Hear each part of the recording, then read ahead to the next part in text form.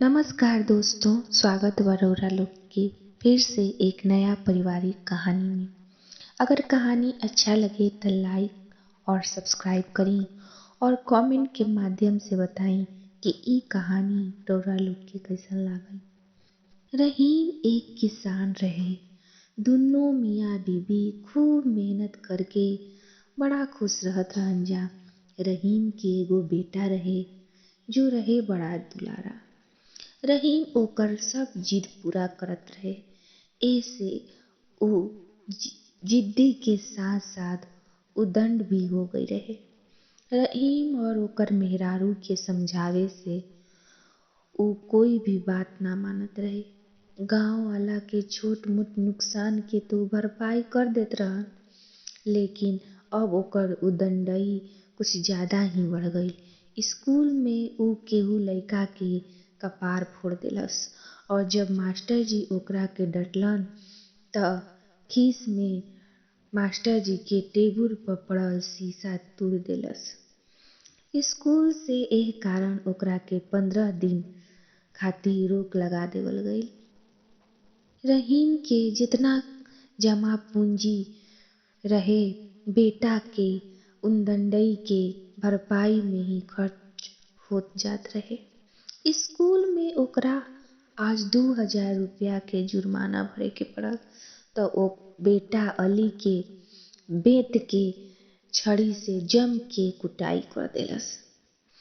बेटा के छुड़ावे के चक्कर में नजमा के भी एक दू बेत लाग गईल।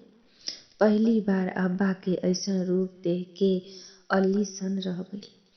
एक सिनेमा में ऊ देखले रहे कि खाए खाती मना कइला प माई बाबू मनावे चलेलन। ऊ भी सुबह के नाश्ता खातिर नजमा के मना कर देलस।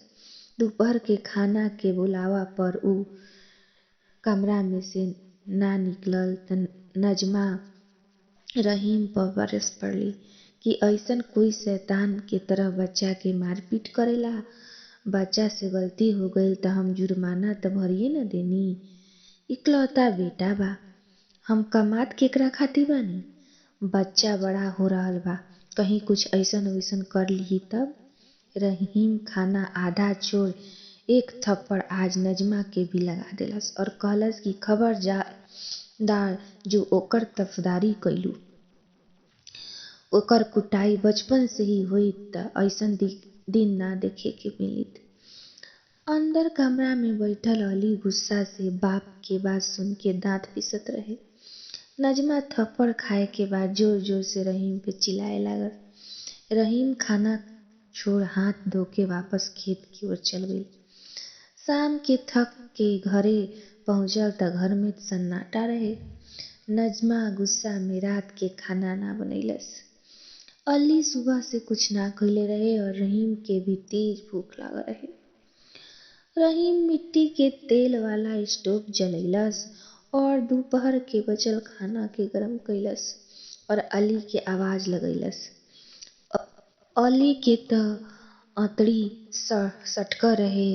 ऐसे ऊ देर ना करते हुए सर के झुकैले अपन बाप के आगे आके खड़ा हो गईले। रहीम खाना खाए के कहलस त ऊ रोते हुए कहलस कि हम पराठा खाइब। बेटा के रोते सुन रजमा भी रसोई में आइल और कहलस कि घीव नइखे जो पराठा बनी। जा अपन अब्बा के कह कि पंसारी के यहाँ से घी लेके आवस। रहीम कहलस कि बरखुरदार जो दंडई मचइले बाड़न ओकर जुर्माना भरे में सारा जमा पूंजी खत्म हो गईल। अगर चिकना खाए के बाद त एकरा खातिर खेले के 2 घंटा खेत में बितावे के होई। अभी जो बा उहे खाए के पड़ी। अगर सूखा रोटी ना खइहन त हम ही खा जातानी। ऐसा कहते हुए रहीम थाली अपना ओर सरकैलस। जब अली के लागल कि कहीं सामने के रोटी भी ना मिली त ऊ खाना खाए शुरू कर देलस। सुबह सुबह रहीम अली के उठैलस और खेत में ले गए। दोनों बाप बेटा सब्जी तोड़लसन और सब्जी वाला ओकरा के खरीद लेलस। रहीम फिर ऊ पैसा से घी खरीदलस और रात में अली के खाए में पराठा मिलल। अब अली रोज सवेरे आपन बाबूजी के साथ खेत में जात रहे और अपन बाप की मदद करत रहे। धीरे धीरे ओकर बदमाशी खत्म हो गईल और उ खेत में मेहनत करके पैसा कैसे कमाईल जाला इ जान गईल। एह कारण उ जिद भी खत्म कर देलस। रहीम स्कूल पहुँच के ओह मास्टर साहब के ढेर सारा धन्यवाद देलस, काहे कि उनके द्वारा सुझावल कदम के अपना के ओकर बेटा आज सही हो गई रहे। तो दोस्तों, अगर ये कहानी रउरा लोग के अच्छा लगे तो सब्सक्राइब करी और आपन दोस्तों में भी शेयर करी और कमेंट के माध्यम से जरूर बताई कि ई कहानी रउरा लोग के कैसन लागल। धन्यवाद।